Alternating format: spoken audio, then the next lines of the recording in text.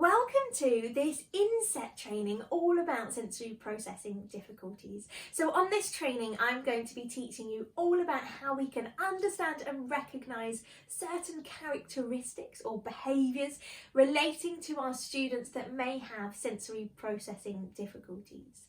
So I'm going to be teaching you all about our 8 sensory systems, why we have them, why we need them, why they're important for our learning and development.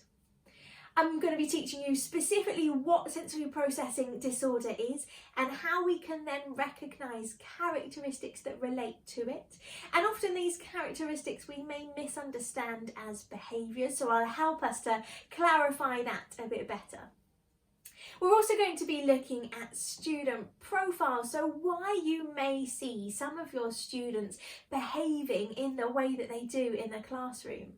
So if you have fidgety students, if you have noisy students, what does that mean in relation to their sensory processing? And how can we then adapt the way that we teach those students so that then that meets their learning style? And I'm going to help you to understand student-specific learning styles.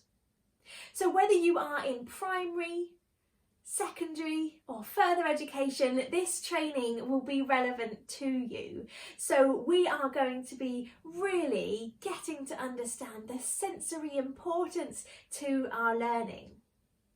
When we're confident at understanding all of that information, I'm also going to introduce to you something called a sensory profile. And a sensory profile can be used for specific students, or you may decide to create a sensory profile for all of your students. And a sensory profile helps us to not just recognise someone's sensory needs and help to communicate that with other members of our team, but it also helps that student be able to progress and thrive because we can see how things have changed, how things have adapted as that child has got older and maybe is now an adult.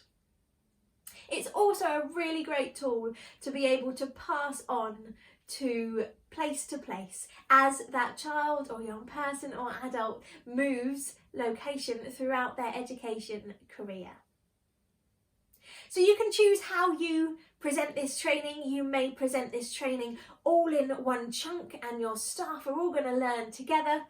Or you can present this training in a way that you present one video, one module at a time, you learn from that and then you go off into your groups or into your class settings and you reflect on that and you think about your students relating to that particular area. Then you come back together and you do the next module together.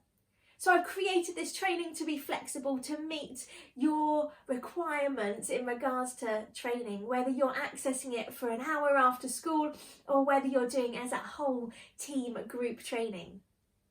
You'll also find for each module downloads that will reinforce the information that I've presented, as well as you'll find some downloads for activities that I'm asking you to take part in, really to help you understand and get going with how we can start supporting our students' specific sensory needs. At the end of the course, when you've completed the quizzes at the end of each module, you'll then receive a certificate that you can download and complete for yourself and pop in your own CPD file.